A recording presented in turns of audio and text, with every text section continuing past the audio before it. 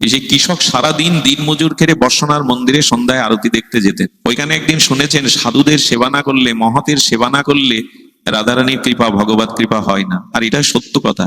নিজের দেহ গুরু বৈষ্ণবের সেবায় ক্ষয় না করলে আপনার বিবেক হবে না, আপনি সিদ্ধান্ত নিতে পারবেন না ভজনের। এর আগে একটা কথা বলি, সাধুগুরু বাড়ি আসলে প্রণাম করার পরে আমরা অনেকেই বলি বাবা মাথায় হাত রেখে আশীর্বাদ করুন, বলি কিনা? এখনো সাধু যেতে গেলে বলি আমার মাথায় একটু বাচ্চাটা বাড়িয়ে দিই, স্ত্রী পুত্রকে বাড়িয়ে দিই। হাতে আছেটা কি সাধু? আপনার হাত আমার হাতে পার্থক্য আছে বাবা? মায়েরা আছে কি? 5টা আঙ্গুল হাতে দেখা, এটা একই হাত। তো হাত মাথায় নেই কেন? আমরা বারবার মাথায় নিতে চাই কেন? কি আছে সাধুর হাতে? একটু বলি, হাতে অনেক কিছু আছে। এখানে যদি জুয়েলাইস আসতো তো তার জাদুকরের হাত আমার হাত একই। ওই হাতে কত কি করে মানুষকে আনন্দ দিচ্ছে। আচ্ছা, হোটেলের যিনি রান্না করেন আর মায়ের হাতের রান্না একরকম হয় কি? তাহলে মায়ের হাতে আছে, হোটেলে যিনি রাঁধছেন উনিও তো হাত দিয়েই রাঁধছেন। মায়ের হাতের রান্না আর হোটেলের কারো রান্না এক হয়? হাতে কিছুটা পার্থক্য আছে। যে যাকে খুব ভালোবাসে সে যদি তার মাথায় হাত দেয় না, তো মনে হয় সমস্ত শরীরটা শীতল হয়ে গেল, একটু সান্ত্বনা পায়। অন্য কেউ হাত দিলে আপনার মাথায় অপমান বোধ করবেন। বাজার ঘাটে যান, কেউ আপনার মাথায় হাত দিল, কি বলবেন? অপমান বোধ করবেন। হাতে অনেক কিছু আছে। কেমন জানেন? এই বাচ্চাগুলোকে সরিয়ে দিন না, ওদেরকে সরিয়ে দিন। হাতে কি আছে জানেন? বলরাম বসুর বাড়ি পরম পুরুষ রামকৃষ্ণ পরমহংস, উনি ভজন করছেন, গান গাচ্ছেন, তখন নরেন দত্ত যাচ্ছে। তখন বিবেকানন্দ হননি।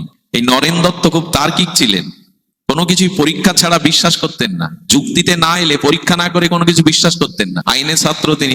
ঠাকুরের ওই ভাব দশা সমাধি থেকে বলছে তুমি ভগবান দেখেছো? ঠাকুর বুঝলেন ওকে দেখেই বুঝে ফেলেছেন, ওদের দূরদৃষ্টি আছে তো। সাধু আপনাকে দেখেই বুঝতে পারে, আপনার ভেতরটা পড়ে ফেলতে পারে। বললেন এই যেন তেন নয়, একেই তো খুঁজছি। উনি তখন বুদ্ধি করে বললেন, বুদ্ধি করে কেন, সত্যি বললেন, দেখেছি রে, তোকে যেমন দেখছি ঠাকুরকে দেখেছি। ও যে দেখাতে পারেন। তখন ঠাকুর ওর মাথায় একটা হাত রেখেছিলেন। 3 দিন এই নরেন দত্তর ভাব কাটেনি, সমাধি কাটেনি। ভাবের ঘরে ছিলেন 3 দিন। তারপরে এসে ঠাকুর চরণে পড়ে বললেন না, ওই হাতে কাজ আছে, ওই হাতে কাজ আছে, বাইরে নিয়ে যাও মা। ওই হাতের সমাধি 3 দিন তার আবেশ থেকে গেল।